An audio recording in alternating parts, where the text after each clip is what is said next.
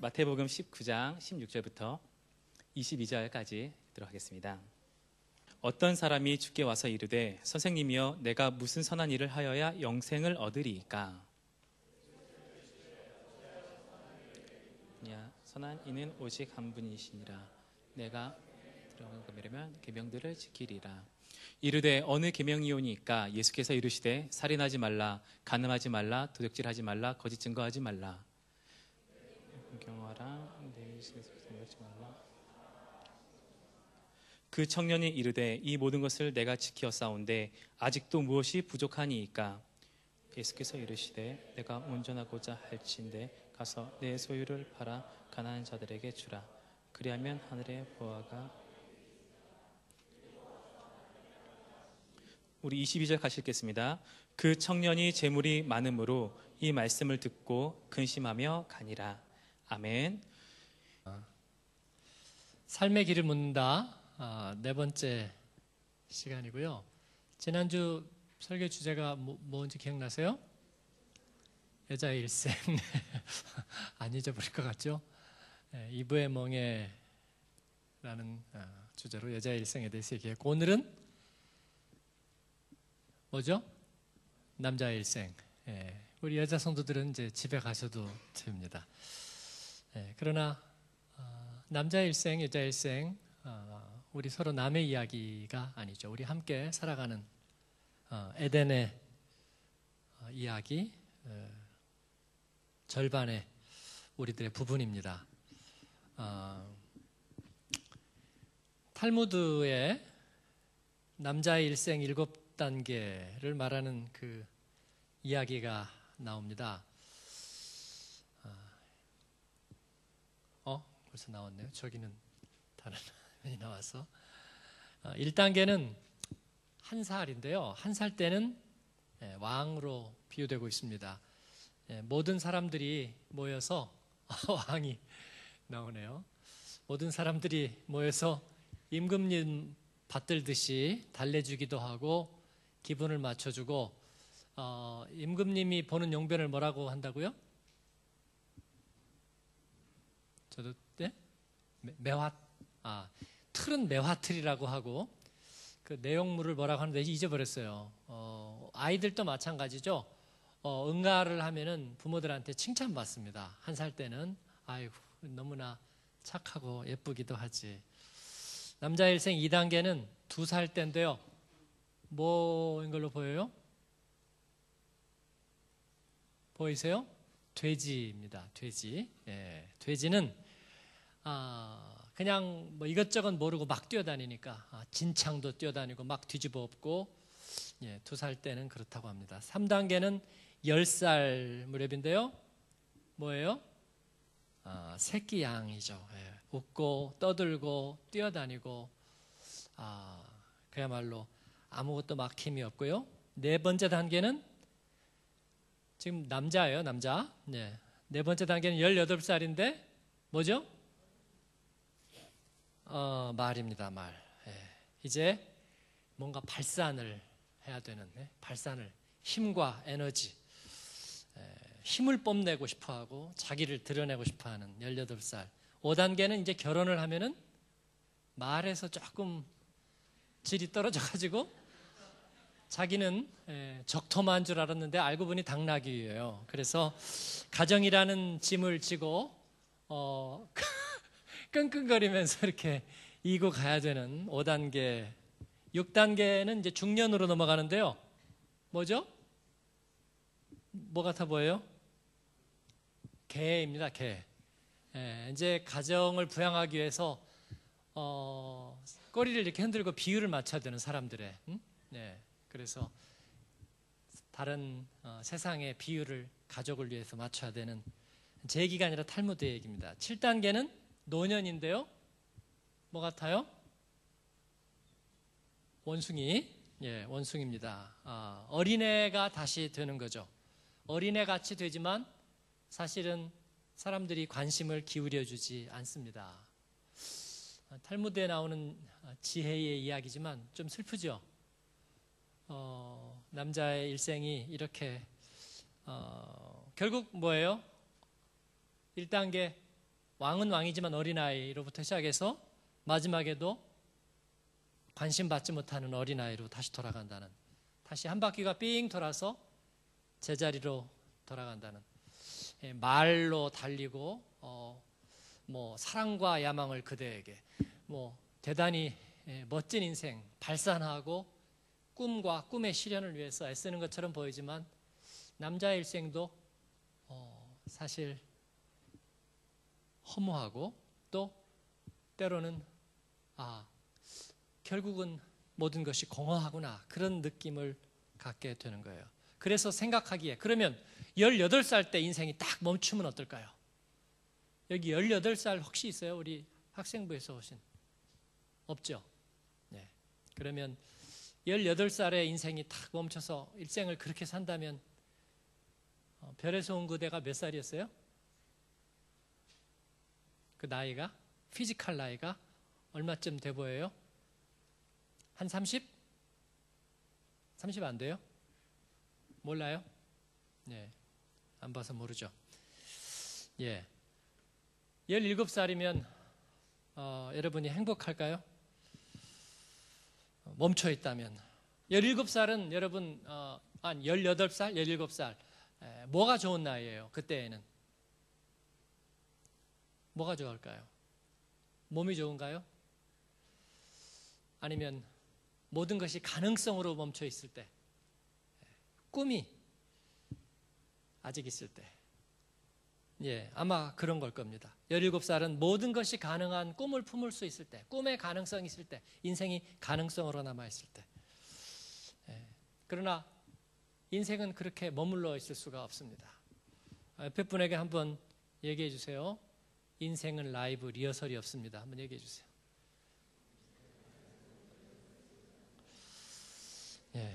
응답을 또 하셔야죠. 17은 아니지만 꿈은 살아있습니다. 한번 대답해 주세요. 잘 기억해야 돼요. 머리 나쁘면 지금 뒷부분 잊어버려요. 젊은 시절에 꿈이 없다면 문제죠. 그러나 인생을 그 자리에다가 멈춰준다고 그 꿈이 살아있는 것은 아니라 말이에요.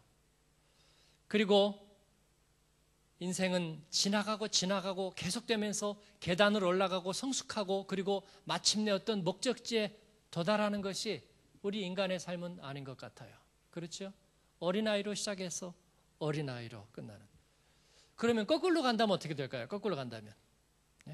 갈수록 젊어진다면. 그런 판타지도 있겠죠. 영화 배우들은 특히나 그런 생각을 하는 것 같습니다. 여러분도 대단히 죄송하지만 여기 30대 한번 손 들어 보시겠어요? 들라면 또 안 들겠지만 그래도 30대. 양전사님 30대 아니래? 이제 막 30대. 감사합니다. 근데 여러분, 남자들도 그렇고 여자들도 그렇죠. 30대. 내가 지금 조금 운동하고 살 좀 빼고 그 다음에 내가 관리를 안 해서 그렇지 피부 관리도 좀 하고 그러면 전에보다 훨씬 멋지고 젊어질 거야. 그런 생각 해요, 안 해요? 하죠.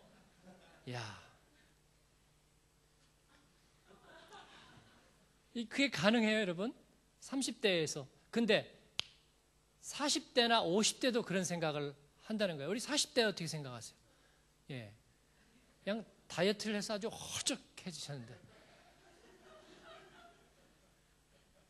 우리는 그런 생각합니다. 저도 가끔 그런 생각이 들어요. 내가 요새 관리를 안 해서 그렇지 관리를 하면 또 더 좋아질 거야. 더 젊어질 거야. 다시 내 인생에도 덩크슛이 올 거야. 마치 태권도 발차기 좀 연습하면 다시 옛날처럼 발을 들어 뺨을 때리고 그런 일도 가능할까? 우리는 그런 생각을 한다는 거예요. 여러분, 그러나 인생은 그렇게 되지 않아요. 그래서 점점 거꾸로 올라가서 나는 점점 젊어지는 것은 아닐까? 그런 판타지를 그 영화로 만든 영화가 있죠. 제목이 The Curious Case of Benjamin Button이라는 영화입니다. 브래드 핏하고 케이트 블란쳇이 연기했던 영화인데요. 1918년에 어느 날 한 어린아이가 태어났습니다. 엄마는 그 아이를 낳고 이 벤자민을 낳고 죽었고 아빠는 그 아이를 버렸어요. 그래서 그 아이는 이제 그 아이들을 돌보는 곳에 버려져서 거기에서 간호사들에 의해서 양육되면서 자라는데 그 아이는 노인의 얼굴을 하고 태어납니다. 그래서 어릴 때 사람들이 다 놀라죠. 완전히 늙은 그 임종 직전에 그런 노인의 모습으로 태어나고 그리고 세월이 갈수록 젊어지죠. 세월이 갈수록 젊어집니다. 그래서 걔는 어릴 때 주로 양로원에서 노인들하고 놀다가 근데 자기보다 6살 아래의 데이지라는 그 소녀를 만나게 되죠. 그리고 두 사람은 일생 동안 같이 서로 교차해가는 인생을 살면서 만나고 헤어지고 만나고 헤어지고 만나고 헤어지고 만나고 헤어지고 만나고 헤어지고 그런 서로 교차되는 한 사람은 계속 늙어가고 한 사람은 계속 젊어지고 그리고 하나의 만나는 점이 있겠죠? 어딜까요? 이 벤자민이 가장 이제 젊어졌을 때, 그렇죠?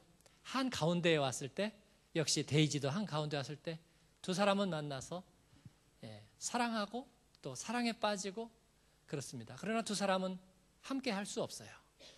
함께 할 수 없고 그들의 인생은 다시 흘러갑니다. 이 벤자민 버튼은 84세까지 살았습니다. 이제 갈수록 젊어지다 못해 어려지고 다시 거꾸로 사춘기를 지나고 갓난아이가 돼서 세상을 떠납니다. 이 데이지는 그 사이에 또 결혼하고 과부가 되고 그리고 늙고 그리고 어린아이가 된 이 베냐민을 자기의 품에 안고 그렇게 세상을 떠나보냅니다. 베냐민 버튼은 84살까지 살았어요. 물론 판타지입니다. 그러나 우리가 가지는 판타지, 그 판타지의 끝이 어딘 줄 모르는 판타지. 그렇죠. 남자는 무엇으로 사는가? 남자의 일생의 판타지는 무엇일까? 남자의 일생을 지배하는 키워드는 무엇일까? 좀 진부하게 들리지만 여러분 우리가 다 아는 단어입니다. 첫 번째는 소유하는 거예요. 소유. 꼭 돈은 아니에요, 여러분. 남자들이 다 돈에다가 목숨을 거는 것은 아닙니다. 그러나 소유한다는 것은 그들이 열정을 불태우고 인생을 걸 만한 거라고 생각합니다. 뭘 소유하는 거죠? 지식. 지식. 아는 것이 힘이다. 남자가 5수레의 책은 읽어야지. 그게 우리가 자라면서 유교 사회에서 배운 거였어요. 우리 부모들에게서 배운 교육에 대한 집념이었어요. 지식. 그 다음에는 뭐예요? 지식을 가져서 뭐 할 겁니까? 스펙이죠. 언어도 하고 내가 능력이 있고 자격을 갖춘다는 것. 내가 그렇게 whole person으로 하나의 갖춰진 인생으로 보이는 것. 그 다음에 또 뭐를 소유하죠? 돈, 재력입니다. 재력이 있는 사람이 되는 것. 이것이 남자들의 일생의 키워드. 첫 번째는 소유. 두 번째 키워드는 일입니다. 일. 가지는 것만으로 내가 뭐를 소유한다는 것만으로는 성취가 안 돼요. 충족이 되지 않습니다. 이 일을 해야 됩니다. 일이라는 건 뭐예요? 내가 어떤 포지션이 있다는 것입니다. 나를 통해서 되는 어떤 포지션이 있다는 거예요. 그리고 그 중에서도 내가 리더의 자리에 서서 조직을 움직이고 사람을 움직이는 리더십에 대한 것이 일에 대한 핵심 키워드입니다. 그래서 사람들은, 남자들은 은퇴를 하면 불행해해요. 그리고 갑자기 늙어요. 우리 교회에 계시던 어떤 분이 여기에서 법인장을 하다가 한국에 가셨는데 가서 1년 지나고 퇴직을 하셨어요. 그리고 그분이 이제 처음에는 시간이 많이 남으니까, 근데 먹고 살 수 있는 일은 계속 있었습니다. 뭐 조그만 일을 하나 해가지고 먹고 살 수 있는데 재택근무를 하면 되고 출근을 할 필요가 없었어요. 얼마나 좋아요. 먹고 살게는 되고 그렇게 아침부터 저녁까지 그리고 출장 다니고 그렇게 안 해도 되니까 시간이 너무 많이 남잖아요. 그래서 그분이 하는 일이 뭐예요? 그 부인 집사님은 학교 교사여가지고 여전히 학교 출근하고, 아이들은 이제 커가지고 대학 가고 다 집에 없으니까 아침에 일어나면 설거지하고, 그 다음에 빨래 세탁기 해가지고 빨래 이렇게 널고, 그리고 나서 쓰레기 처리하고, 그 다음에 동네 헬스클럽에 가서 아주머니들하고 헬스하고, 그리고 또 집에 돌아와서 소파에서 한숨 자고, 그리고 일 처리 조금 하고, 또 그러고 이제 저녁 준비를 하는 거죠. 그리고 그 다음에 하신 얘기가, 돈도 싫고 아무것도 싫으니까 하루 종일 일만 할 수 있게, 하루 종일 일만 할 수 있게 하나님, 그분의 소원이 그거였어요. 뉴질랜드, 캐나다, 호주 이민 갔던 분들이 다 코스가 정해있대요. 처음에는 뭐하고, 그 다음에 뭐하고, 바다 낚시하고, 골프하고, 뭐하고, 그 다음에 마지막엔 전부 다 도서관으로 몰려가는, 도서관으로. 마치 공부를 해야만 되는 사람들처럼 도서관에서 공부하다가, 그리고 학교에다가 적을 두기도 하고 별 일을 다 해보지만, 그러나 결국은 일이 없어. 내 인생에 일이 없다는 것 때문에 불행해 하는 것이죠. 그 다음 세 번째 키워드는 명예입니다. 관계에서 명예를 얻고 싶어 하고, 그 다음에 일의 성취를 통해서 명예를 누리고 싶어 합니다. 그리고 뭔가 공헌하는 사람. 그래서 두둑한 연봉 표보다도 감사패, 공로패, 그 다음에 공로 메달, 이런 거를 더 좋아하는 거예요. 받은 훈장들. 저희 부친도 국가에서 훈장을 받은 게 한두 개 있었어요.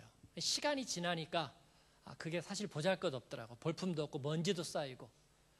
그러나 제 부친께서는 그것을 항상 제일 가까운 곳에, 그리고 좋은 데다가 그걸 간직하고 있어요. 왜냐하면 자기 인생의 키워드이니까. 여러분, 또 뭐가 있을까요? 우리들의 인생을 움직이는 키워드, 남자들의 인생을 움직이는 키워드. 소유, 일, 명예. 이게 전부인 것 같지만 사실 이거 어떤 것 하나도 부족해요. 아니, 당신은 뭐 갖고 싶어서, 뭐 배우려고만 인생을 살아요? 그러면 남자들은 다 그건 아닌데. 일 중독에 빠져 있는데, 당신은 일 중독이죠. 일 없으면 죽을까요? 글쎄, 그건 아닌데. 당신은 의리와 명예를 존중합니까? 그게 인생의 전부예요? 글쎄, 중요하긴 하지만 그건 아닌데. 이 모든 것들을 망라하는 하나의 결정적인 연료, 이 키워드들을 달리게 하는 하나의 연료가 있습니다. 그게 뭘까요? 저는 사랑이라고 생각합니다. 사랑 없이 난 못 살아요. 우리 남자 형제들은 그렇게 생각하죠? 여러분의 인생에 필요한 건 사랑이죠. 그렇지 않아요?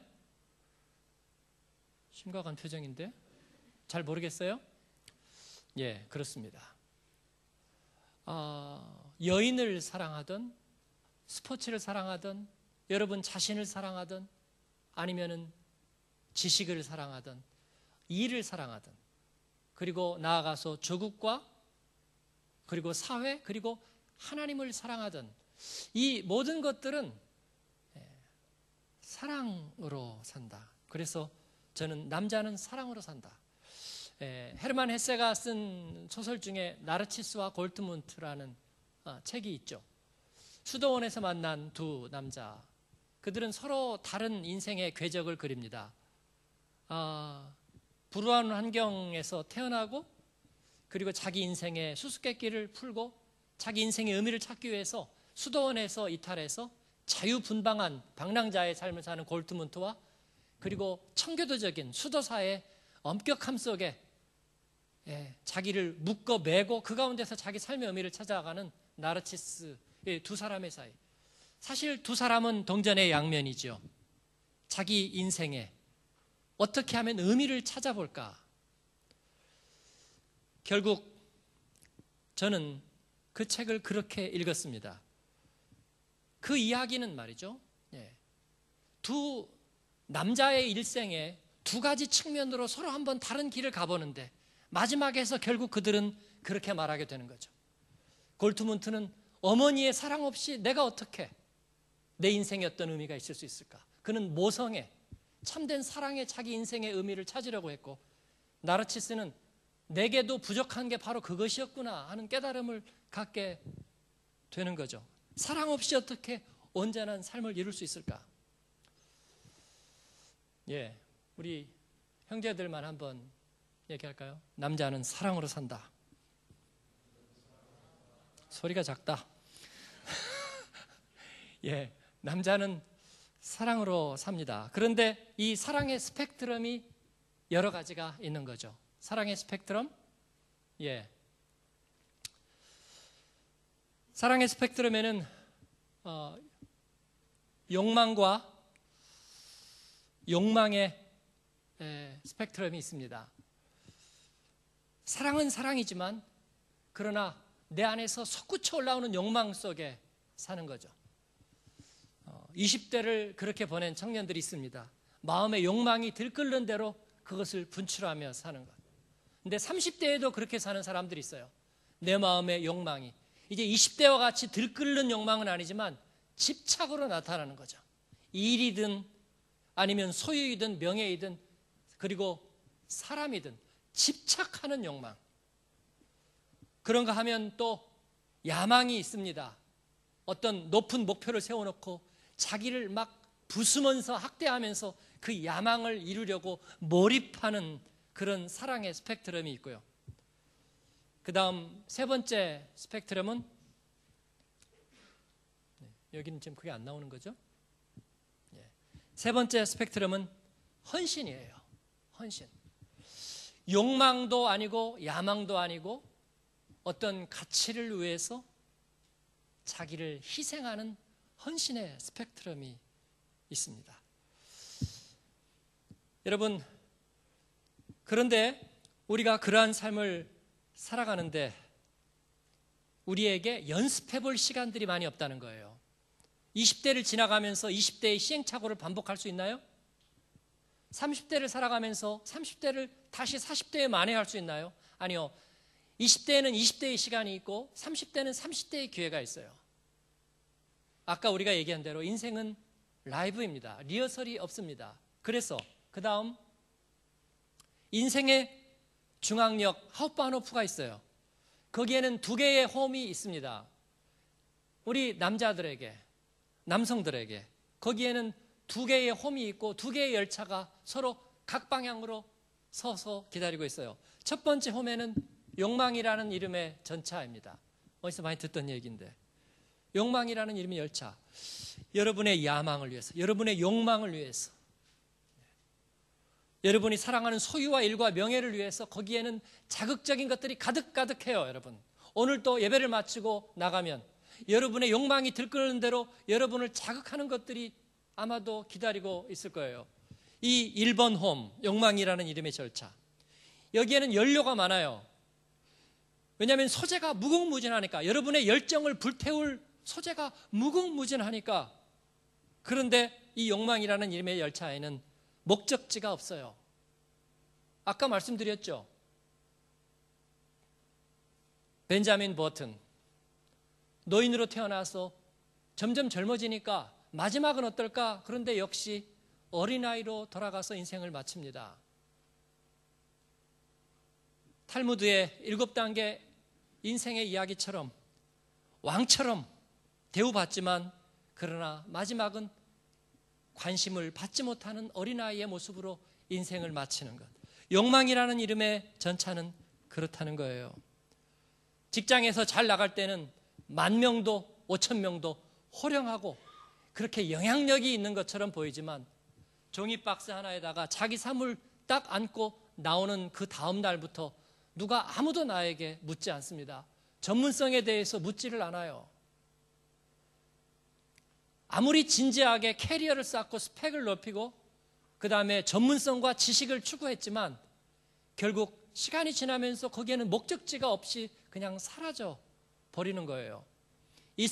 우리 초대 건국 대통령이었던 이승만 박사는 그 프란체스카 여사와 살았습니다. 그 부인 오스트리아 사람이죠. 두 사람이 뭘로 대화를 했을까요? 예, 우리말과 영어로 얘기했겠죠. 이승만 박사가 나중에 연로하시면서 이 머릿속에 있는 이 슈프라흐센트룸의 문제가 생겼어요. 예, 그래서 언어가 기억이 지워집니다. 뭐부터 지워질까요? 영어부터 지워지겠죠. 그래서 우리말만 남았습니다. 그의 얘기는 무슨 뜻일까요? 사랑하는 아내와 그 프란체스카 여사는 대단히 근검전략하고 기독교 신앙이 좋은 철저하게 한국적인 사람이었어요.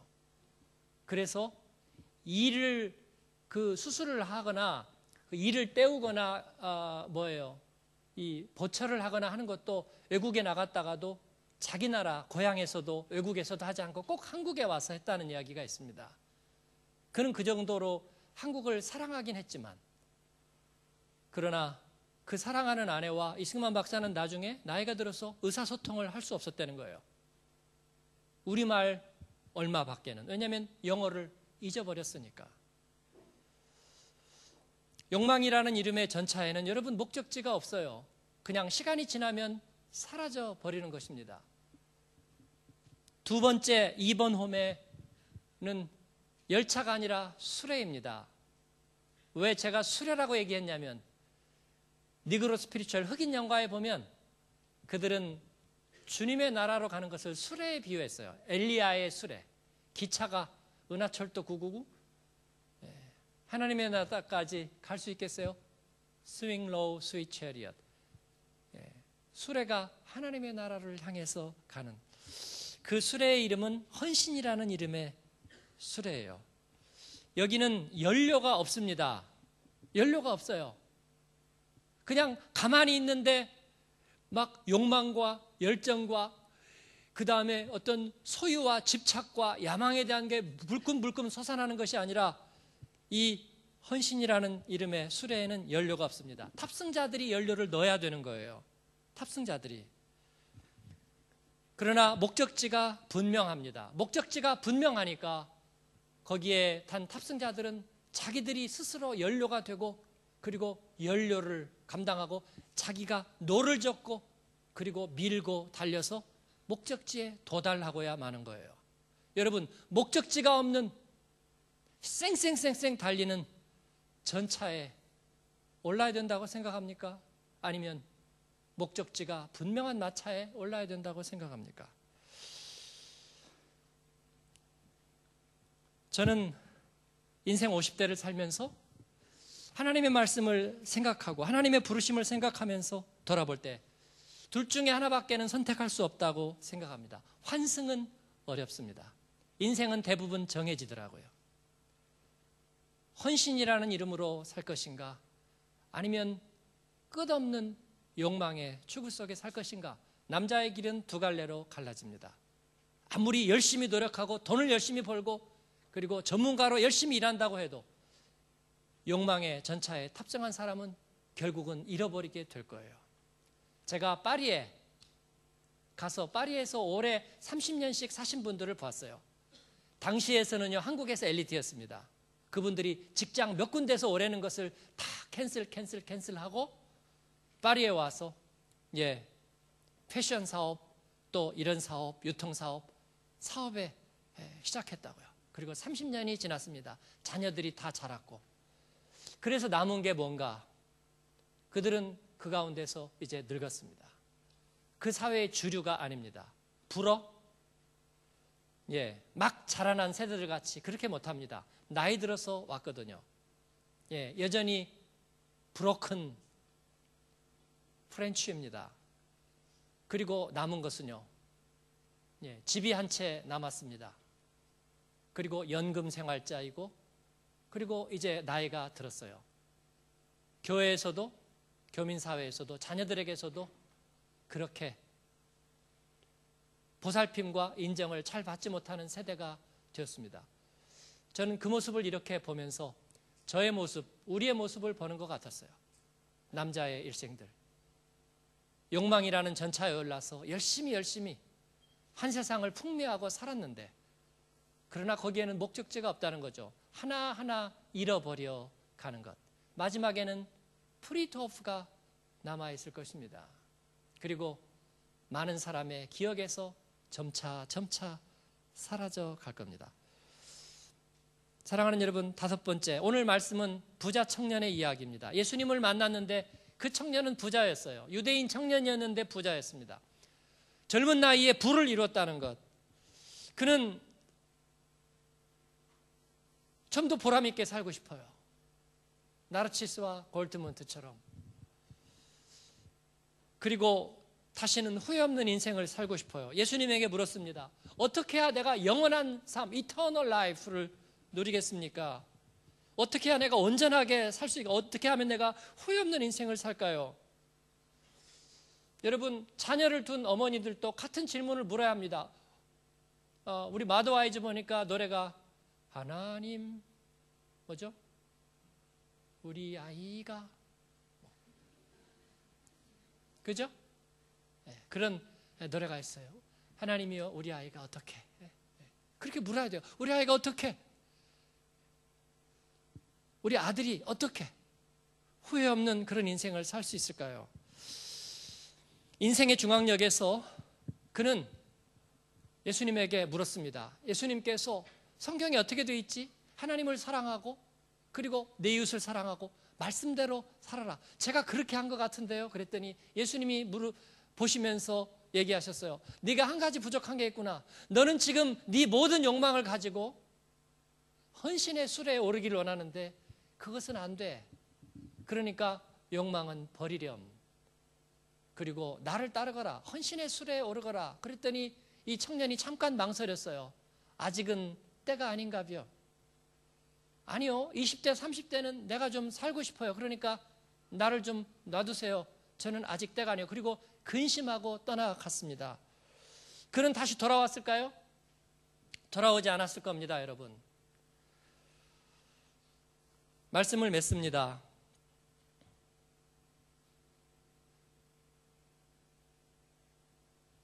청년이여 헌신의 수레에 오르라.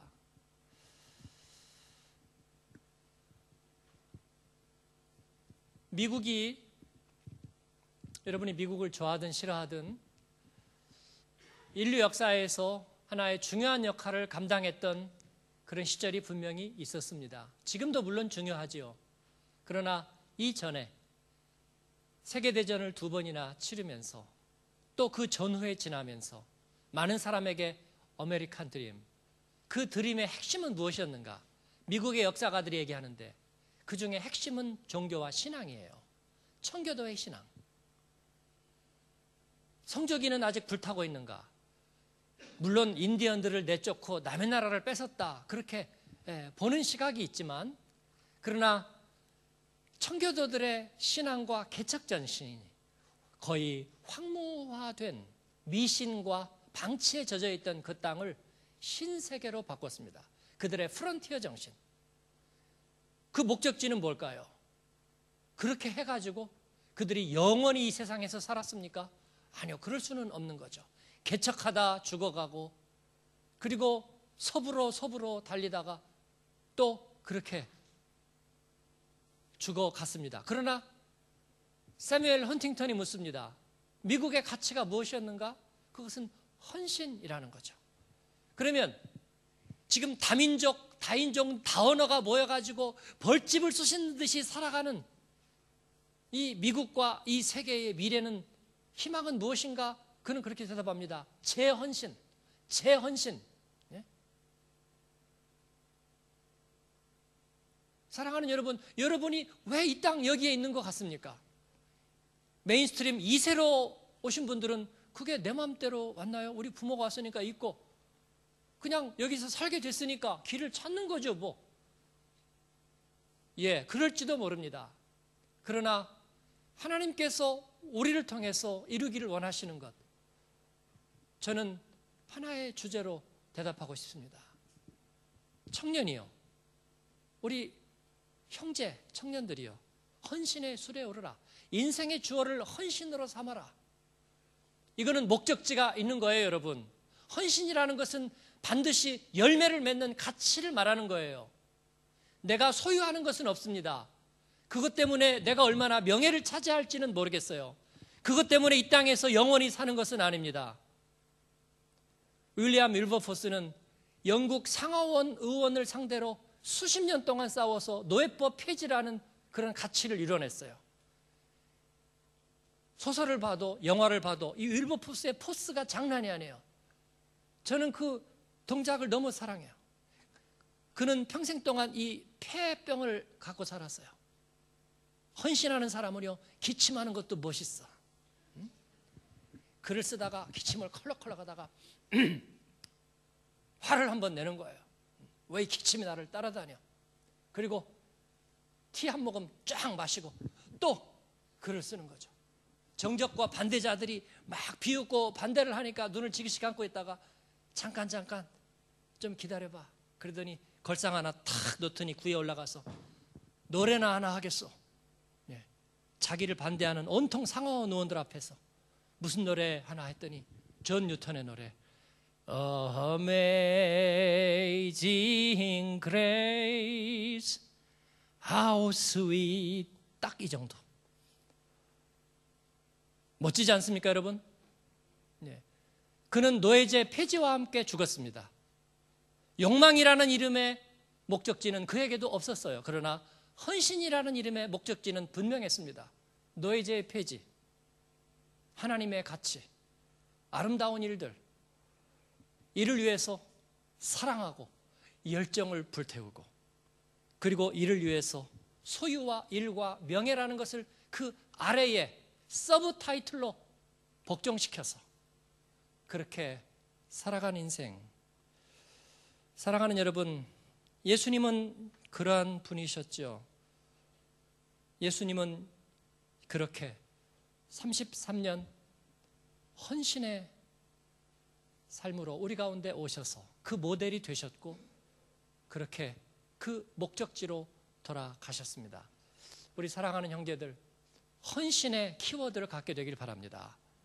여러분, 비전과 꿈과 키워드가 없으면 인생은 지나가면서 그러다가도 어떻게 되겠지, 그렇게 어떻게 되지 않습니다. 냉소적으로 나는 그런 날 잘 몰라요, 그냥 하루하루 살 뿐이에요. 여러분, 그래서는 안 되는 거죠.